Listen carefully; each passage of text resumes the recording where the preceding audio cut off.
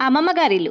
మా అమ్మమ్మ గారిల్లు చిన్న పల్లెటూరులో ఉండేది. మండవా ఇల్లు. ఇంటి ముందు పెద్ద వసర. చుట్టూ ఖాళీ స్థలం. జామ చెట్లు, కొబ్బరి చెట్లు, గులాబీ మొక్కలు, మల్లె మొక్కలతో చాలా అందంగా ఉండేది. అమ్మమ్మకి 5 కూతుళ్ళు, ఒక కొడుకు. పండగలొస్తే చాలు కొడుకు, కూతుళ్ళు, మనవలతో ఇల్లంతా సందడే సందడి. ఉదయం వేపకాడలే బ్రష్‌గా వాడేవారు. కోల్గేట్ పౌడర్ అప్పట్లో పేస్ట్. మా ఎదురింటి పెద్దావిడది టిఫిన్ షాప్. ఆమె చేసేది ఉప్మా అయినా మా ఫ్యామిలీ అందరూ ఆ ఉప్మాకి ఫిదా అయ్యేవాళ్ళు. ఇంట్లో 25 మంది దాకా ఉండేవాళ్ళం.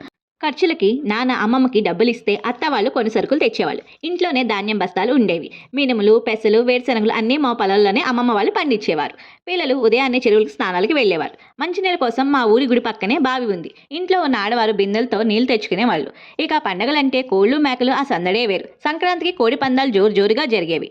మా తాతయ్యకి కూతుళ్ళు రాగానే ఆ సంతోషం ముఖంలోనే కనిపించేది. మనవళ్ళు, మనవరాళ్ళకి మామిడికాయలు, తేగలు తెచ్చేవాళ్ళు. సాయంకాలం మా ఊరి గుడికి వెళ్ళేవాళ్ళం. అక్కడ మండపంలో కూర్చుని ఎన్నో కబుర్లు ఆడుకునేవాళ్ళం.